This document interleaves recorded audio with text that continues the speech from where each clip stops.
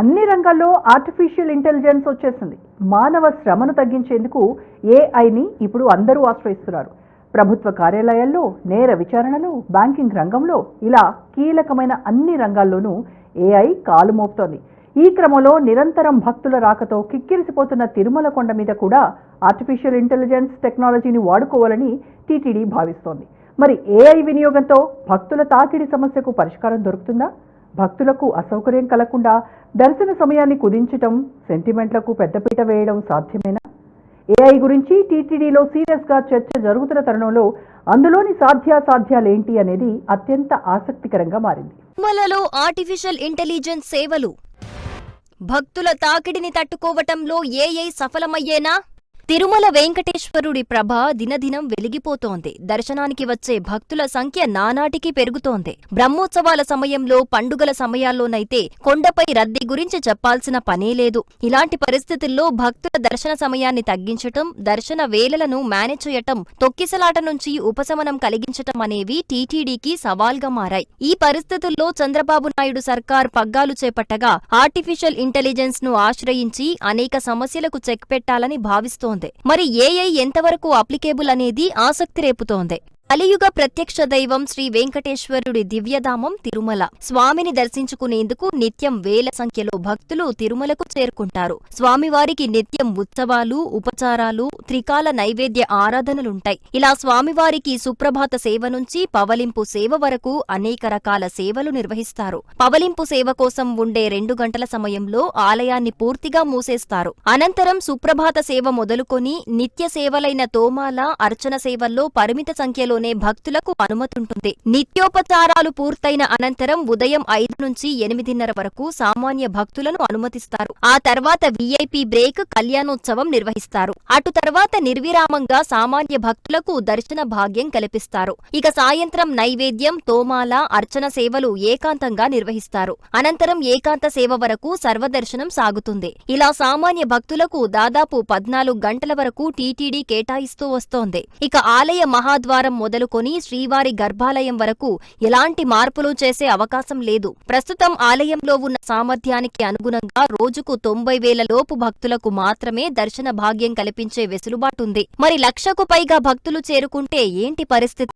భక్తుల సంఖ్య పెరుగుతున్న కొద్దీ గంటల తరబడి క్యూలైన్లలో పిల్లలు, వయోవృద్ధులు వేచి ఉంటూ ఇబ్బంది పడాల్సొస్తోంది. క్యూ కాంప్లెక్స్ చేరుకున్న అనంతరం కూడా గంటల తరబడి వేచి ఉండాలి. క్యూ కాంప్లెక్స్లలో సైతం టీటీడీ అన్ని సదుపాయాలు చేస్తున్నప్పటికీ వేచి ఉండే సమయాన్ని తగ్గించే పరిస్థితి కనబడటం లేదు. దీనికోసమే టీటీడీ అధికారులు వర్చువల్ క్యూ విధానం ప్రారంభించాలని ఆలోచన చేస్తున్నారు.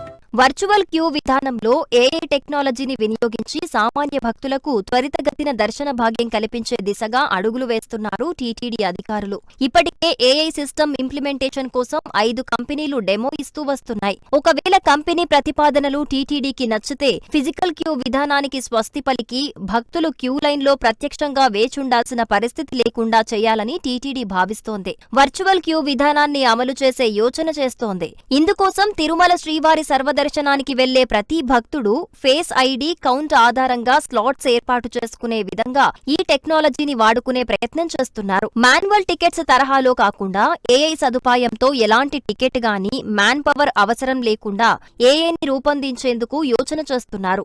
ప్రస్తుతం పరిశీలిస్తున్న ఆర్టిఫిషియల్ ఇంటెలిజెన్స్ సిస్టమ్ శ్రీవారి సర్వదర్శనం ఎస్ఎస్డి టైమ్ స్లాట్ టోకెన్స్ ను పోలి ఉన్నట్లు నిపుణులు చెబుతున్నారు. 10 ఏళ్ల క్రితమే ఎస్ఎస్డి టైమ్ స్లాట్ టోకెన్స్ ను అమలు చేసింది టీటీడీ. ఈ టోకెన్స్ పొందిన భక్తులు సమయానికి నేరుగా క్యూలైన్ చేరుకుంటే 3 గంటల్లోపే దర్శనం జరిగేలా టీటీడీ ఏర్పాటు చేసింది. ప్రతి భక్తుడికి ఫిజికల్ గా క్యూలైన్ లో ఫేస్ ఐడి, ఆధార్ కార్డు ఆధారంగా టైమ్ స్లాట్ టికెట్ జారీ చేస్తారు. అనంతరం క్యూలైన్స్ కు చేరుకున్న భక్తులు ఆ టికెట్ స్కాన్ చేయటం ద్వారా దర్శనానికి అనుమతిస్తారు. ఇదే విధానాన్ని ఇప్పుడు తీసుకురానున్న ఆర్టిఫిషియల్ ఇంటెలిజెన్స్ లో అమలు చేయాలని ఆలోచిస్తున్నారు. అయితే ఫేస్ రికగ్నిషన్ కోసం మరింత అధిక సమయం వేచి ఉండాల్సిన పరిస్థితి. దీంతో ఏఐ వద్దనే అధిక సమయం పడుతుందని నిపుణులు అంచనా వేస్తున్నారు. గతంలో పూర్తి స్థాయిలో ఎస్ఎస్డి సిస్టమ్ ను ఇంప్లిమెంట్ చేయాలని అప్పటి ఈవో ధర్మారెడ్డి నిర్ణయం తీసుకున్నారు. భక్తుల రద్దీ ఒక్కసారిగా కౌంటర్ల వద్దకు చేరుకోవటంతో తోపులాట మొదలైంది. ఈ తోపులాటలో భక్తులకు స్వల్ప గాయాలైన పరిస్థితి. అనంతరం ఆ విధానానికి స్వస్తి పలికి ఎస్ఎస్డి టోకెన్స్ ను 25,000 జారీ చేసి మిగిలిన భక్తులకు నేరుగా సర్వదర్శనం క్యూలైన్లో అనుమతిస్తూ వస్తున్నారు. ఈ క్రమంలో ఒకవేళ ఆర్టిఫిషియల్ ఇంటెలిజెన్స్ అమలు చేసినప్పటికీ పాత పరిస్థితే ఎదురయ్యే అవకాశం లేకపోలేదు. ఫేస్ స్కానింగ్ కోసం సమయం ఎక్కువ తీసుకుంటుంది కాబట్టి అక్కడ తోపులాట జరిగే అవకాశాలు ఎక్కువగా ఉన్నాయని నిపుణులు అభిప్రాయపడుతున్నారు. దీనిపై పూర్తిగా ఆలోచించిన ఈవో, అదనపు ఈవో ఒక రకమైన అభిప్రాయాన్ని ప్రకటిస్తే చైర్మన్ మరో అభిప్రాయాన్ని వ్యక్తం చేశారనే వాదన బయటికి పొక్కింది. దీంతో అసలు భక్తుల రద్దీకి ఆర్టిఫిషియల్ ఇంటెలిజెన్స్ పనికొస్తుందా లేదా అన్న సంశయం కూడా బయలుదేరుతోంది. ఏఐని అమలు చేస్తే సమర్థవంతంగా ఎలా నిర్వహిస్తారనే ప్రశ్న తలెత్తుతోంది. ఇలాంటి పరిస్థితుల్లో ఏఐని మరింత పర్ఫెక్ట్ గా టైం మేనేజ్మెంట్ కు పనికొచ్చేలా ఎలా వాడుకుంటారు, దాన్ని ఎలా అభివృద్ధి పరుస్తారు అన్నది ఇప్పుడు చర్చనీయాంశంగా మారింది.